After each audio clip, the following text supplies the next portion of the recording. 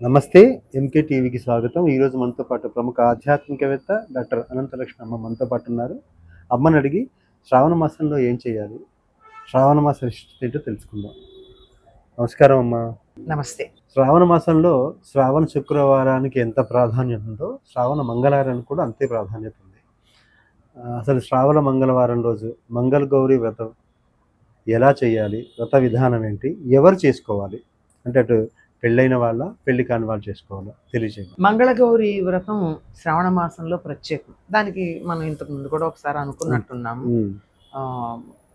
కుజదోషం ఉంటుంది ఆడవాళ్ళకి సాధారణంగా. అంచేత ఆ దోషం పోవాలంటే ఆ దోషం ఉన్నంతకాలం సంతానం కలగడం కానీ నెలసరిలో కానీ తేడాలు వస్తూ ఉంటాయి. అది పోవడం కోసం మంగళవారం చేస్తారు. కుజదోషం పోవడం కోసం మంగళవారానికి ఆధిపత్యం వహించేటటువంటిది అదే కుజుడి మీద పెత్తనం కలిగింది. కుజుడు ఆరాధించినటువంటిది గౌరీదేవి.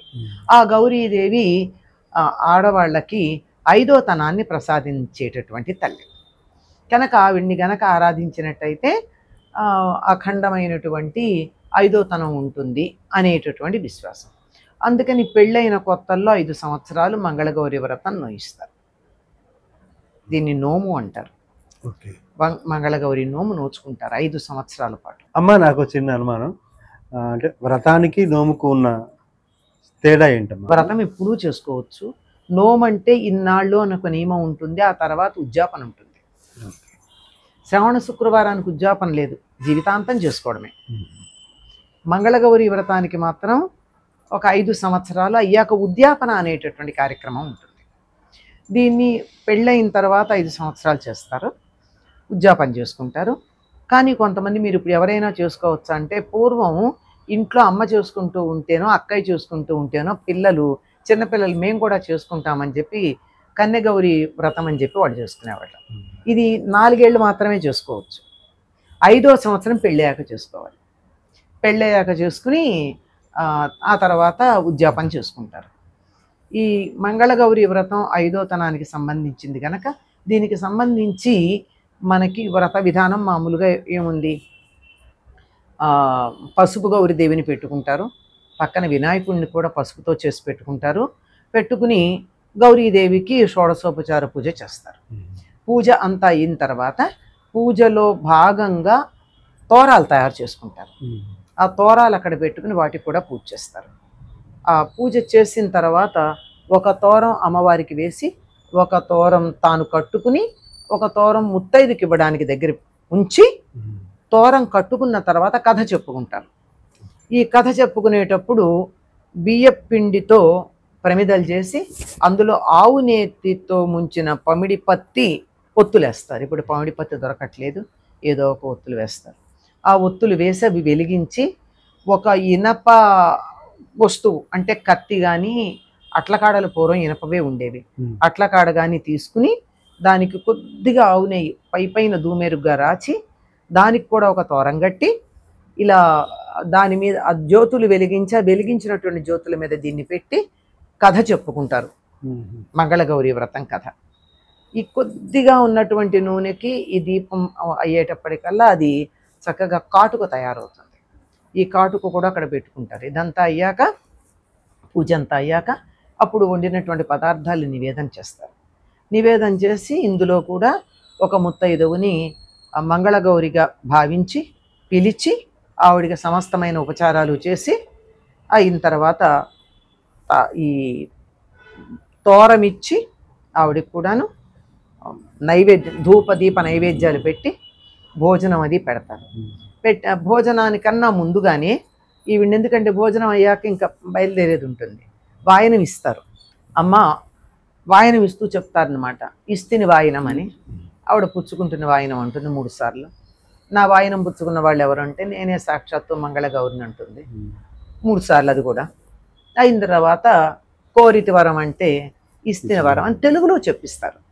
అంటే సాటి మహిళని మనం మంగళగౌరిగా చూడడం, విగ్రహంలో మాత్రమే కాదు. ఇది ఎంత గొప్ప, అందరిలోనూ దైవాన్ని చూడడం అనే ఒక అంతర్యామి ఉపాసనకి ఎంత బాగా సహకరిస్తుంది.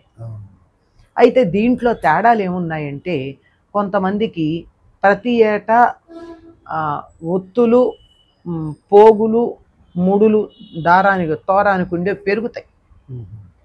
అంటే కొంతమందికి 5 ప్రధానం, 5 ఒత్తులు పెడతారు, 5 ప్రమిదలు, అది 5 జ్యోతులు. ఆ జ్యోతులు పెట్టి 5 పోగులు ఉన్నటువంటి తోరం 5 ముడులేసి చేస్తారు. 2వ సంవత్సరానికి 10 పెరుగుతాయి, 3వ సంవత్సరానికి 15, 4వ సంవత్సరం 20, 5వ సంవత్సరం 25. ఇలా పెరిగే పద్ధతి కొన్ని ప్రాంతాల్లో ఉంది, కొంతమందికి పెరగవు. అన్ని సంవత్సరాలు 5. ఎప్పుడైతే ఇలా పెరుగుతాయో తప్పనిసరిగా అంతమంది ముత్తైదులకు వాయనం ఇవ్వాలి.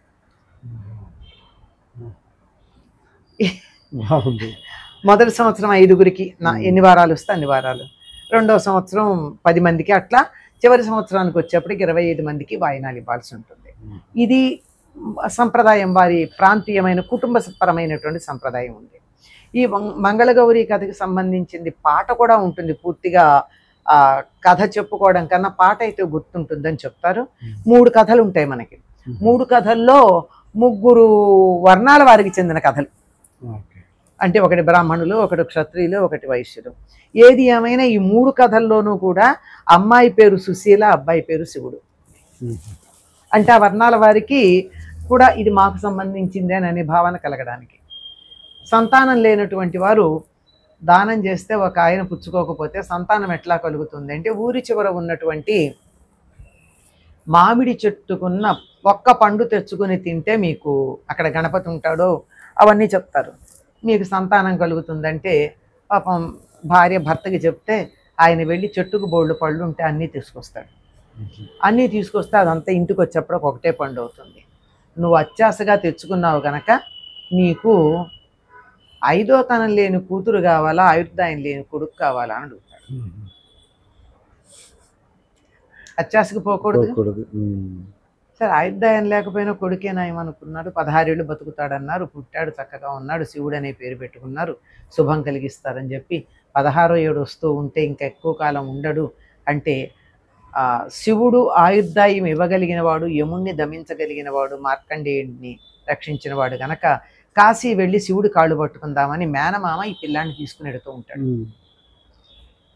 దారిలో ఒక చోట వీళ్ళు ఆగిన చోట ఒక దేవాలయం దగ్గర, అక్కడ సత్రవులు అక్కడే ఉంటే ఆగుతారు. అక్కడ ఆగితే అక్కడ ఆ తోటలో ఆడుకుంటున్నటువంటి అమ్మాయిల్లో ఒక అమ్మాయిని కొద్దిగా తిట్టింది చెడ్డమాటతో తిడితే అమ్మాయిని, మా ఇళ్లల్లో వైధవ్యం రాదు, నువ్వెన్ని తిట్టుకున్నాను. ఎందుకు రాదు మాకంటే, మేము మంగళగౌరిని పూజిస్తాం నా వంశంలో. మేనమామకి మంచి సూచన దొరికింది.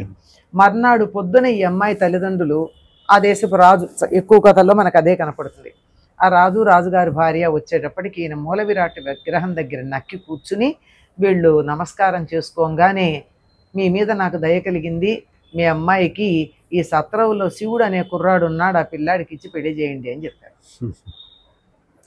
సాక్షాత్తు దేవుడు, అమ్మవారు చెప్పింది అనుకుని వాళ్ళు ఎవరు శివుడు అని వెతుక్కుంటే, వీళ్ళు కొంచెం వెతుక్కునే అవకాశం ఇచ్చారు ఎదురుగా, నేనే శివుడిని అని చెప్పకుండా ఇచ్చి మొత్తానికి వివాహం చేశారు. కానీ ఆ వివాహం చేద్దామని నిశ్చయించుకున్న రోజునే ఆ అమ్మాయికి కలలో మంగళగౌరి వాళ్ళ ఇలవేల్పావిడ కనిపించి, నీ భర్తకి వివాహమైన రాత్రే ఇది ఉంది,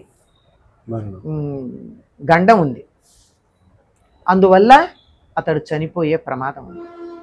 నువ్వు ఏం చేస్తావంటే, అతడికి వచ్చేది కాలనాగు రూపంలో వస్తుంది, నువ్వు ఆ పాముని తీసి కొత్త కుండలో పెట్టి వాసన కట్టి రేపొద్దున మీ అమ్మకి వాయనమీమంది. అలాగే పెళ్ళయింది. ఈ వాసన కట్టి పైన పెట్టే సమయంలో ఈ అమ్మాయి ఏం చేసిందంటే, అటక మీద పెట్టాలనుకుంటే అతని తొడ మీద తన కాలు పెట్టి అటక అందకపోతే పైన పెడుతుంది. ఈ కాలి గుర్తు అక్కడ ఉండిపోయింది. ఇతను నిద్ర లేవంగానే ఏమనుకున్నాడో తెలియదు కానీ కాశీకి వెళ్ళాలనుకున్నాడు కదా, ఇక్కడ ఉండిపోతే ఆ శివుడు దర్శనం ఎక్కడ, తనకు ఆయుర్దాయం పెరిగేది ఎక్కడ. మర్నాడు పొద్దున మేనమామ ఇతను వెళ్ళిపోయాడు.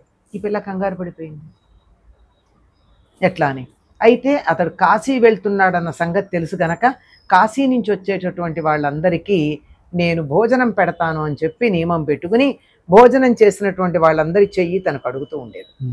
అతను గుర్తుగా ఏం చేశాడు, తిరిగి వస్తే తను ఫలానా అని గుర్తుండాలి కనుక వెడుతూ వెడుతూ తన ఉంగరం ఒకటి ఇక్కడ పడేసి పెట్టాడు. అది జాగ్రత్తగా పెట్టుకుంది. ఈ వాసన కట్టినటువంటి పామున్న ఆ కుండ వాళ్ళ అమ్మకి వాయనం ఇచ్చింది మర్నాడు. అది ముత్యాల దండగా కనపడింది అమ్మవారి అనుగ్రహంతో. కొంతకాలం అయ్యాక కాశీ నుంచి అతను తిరిగి వస్తూ ఉంటే అతన్ని గుర్తుపడుతుంది. వివాహం మళ్ళీ వాళ్ళు అత్తగారింటికి వెడుతుంది. వెడుతూ ఉండగా ఎందుకు ఇట్లా అయిందంటే, మా ఇంటి ఇలవేల్పు మంగళగౌరి గనక మా ఇళ్లల్లో ఎవరికి అకాలంగా వైధవ్యం రాదు అని చెప్పింది. అని ఇందులో బ్రాహ్మణుల దంపతుల కథ ఒకటి ఉంది. 3 రకాలు ఉన్నాయండి. అందులో కొడుకుకి ఇట్లా అయిపోయిందని ఆ తల్లిదండ్రి ఏడిచి వాళ్ళ కళ్ళు పోతాయి. ఈ కాటుక తీసుకెళ్ళి పెడితే వాళ్ళ కళ్ళు వస్తాయి. ఈ కథ చెప్పుకుంటూ ఉన్న కాటుక ఉందే, ఆ కాటుక పెట్టుకుంటే కళ్ళు వస్తాయి కనుక వాళ్ళకే కాదు వాళ్ళ వంశంలో ఎవరికీ కూడా అంధత్వం ఉండదు అని చెప్తారు. ఇది ఈ మంగళగౌరి వ్రతంలో మనకు కనపడేది. అమ్మాయి పేరు సుశీల, అంటే మంచి ప్రవర్తన కలిగినది, చెడ్డ మాట నోట్లోంచి రాదు, మంచి దయాహృదయం కలిగింది, ఎవరినైనా క్షమించే గుణం కలిగినది, అత్తమామల కళ్ళు రావాలని ఆశించింది, అంతేగాని వాళ్ళ గుడ్డాళ్ళై ఓ మూల పడుండాలని అనుకోలేదు. భర్త దూరమైన ఎదురు చూసింది. ఇందులో ఇంకో విశేషం ఏమిటంటే, మొదటి వాయినం ఎప్పుడు తల్లికి ఇవ్వాలి. మంగళగౌరి అంటే సమాజంలో ఆడపిల్లని ఇచ్చిన వాళ్ళంటే చులకన మగపెళ్లి వారికి. మొదటి వాయినం తల్లికి ఇవ్వాలి అంటే ఇప్పిస్తారు, లేకపోతే అమ్మకి నీకు ఇచ్చేది ఏమిటి పొమ్మంటే. అలాంటి విషయాలను మన వాళ్ళు ఇందులో చేరుస్తారు. చూడండి ఎంత అద్భుతమైనటువంటిది కథలన్నీ. నిజంగా చాలా బాగుంది. 5 ఏళ్ల లోపల కూడా ఉద్యాపన చేసుకోవచ్చు. పెళ్లి కూతురికి ఇవ్వాలి, ఆ రోజే పెళ్ళైనటువంటి పెళ్లి కూతురికి ఇవ్వాలి. అమ్మ, మంగళగౌరి వ్రతం ఎవరు చేసుకోవాలి, వ్రత విధానాన్ని చాలా చక్కగా తెలియజేశారమ్మా. ధన్యవాదాలు.